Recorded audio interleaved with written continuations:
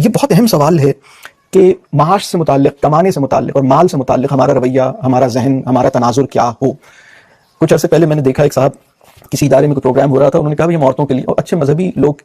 ہیں اور اچھا مطلب اچھے مخلص لوگ ہیں، لیکن وہ میں نے دیکھا ایک پروگرام اناؤنس کیا انہوں نے، تو انہوں نے اس میں لکھا کہ ہم عورتوں کو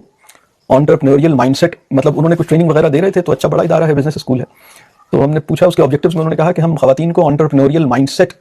اس ٹریننگ کے ذریعے، یعنی ایک تاجرانہ ذہنیت ان کے اندر پیدا کرنا چاہتے ہیں، تو اور اس کے ساتھ اسلام کا بھی مطلب کچھ حوالے اور رشتے انہوں نے اسٹیبلش کر رکھے تھے۔ تو میں نے ان سے سوال کیا کہ دیکھو یہ جو خواتین ہیں، اگر انہیں کمانے کی ضرورت پڑ جائے بالفرض، تو ان کے پاس کمانے کی صلاحیت تو ہونی چاہیے، اس سے میں کوئی انکار نہیں کرتا اور یہ بالکل ٹھیک بات ہے،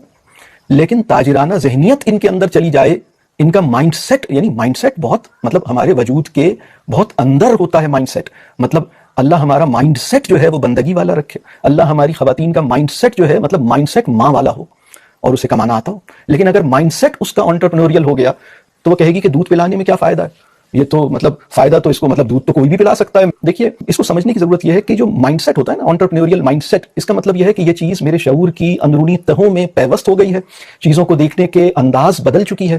اور ہمارا جو وقت ہے نا اس کی ایک قیمت ہے جو مارکیٹ طے کرتی ہے، وہ بتاتی ہے کہ آپ کے ٹائم کی کیا ویلیو ہے، تو لوگ اپنے ٹائم کو اس طرح تولنے لگتے ہیں کہ اچھا میرے 1 گھنٹے کی یہ قیمت ہے، میں اگر یہ ٹائم وہاں لگا دوں تو اس سے کیا فائدہ ہوگا۔ آج کے مسلمان کو جب ہم یہ بولتے ہیں نا ھذا من فضل ربی، تو فضل سے مراد اس کی صرف پیسہ ہے، مطلب یہ بڑی عجیب سی پریشانی کی بات ہے، ھذا من فضل ربی کا مطلب صرف اس کی نگاہ میں یہ ہے کہ بس پیسہ آ رہا ہے تو وہ فضل ہے، حالانکہ فضل کی دوسری صورتیں بھی ہیں، بعض لوگوں کو جو فضل پیسہ جانے سے حاصل ہوتا ہے وہ آنے سے نہیں حاصل ہوتا، مطلب یہ جانے کے اندر بھی فضل ہی کی صورت ہوتی ہے، اس کو سمجھیں۔ تو یہ جو بات میں عرض کر رہا ہوں، مائنڈ سیٹ اللہ ہمارا مائنڈ سیٹ نہ بنائیے، یعنی اسکلز ہوں ہمارے پاس، یعنی آپ ماں ہیں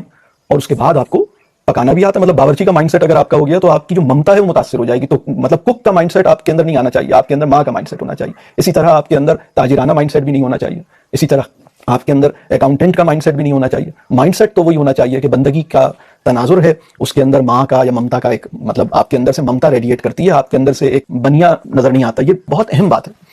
تو ابھی ہوا یہ ہے کہ ان چیزوں کو نہ سمجھنے کے نتیجے میں کچھ گڑبڑ ہو گئی، اور اس گڑبڑ کے نتائج پھر مطلب قابو میں نہیں آ رہے،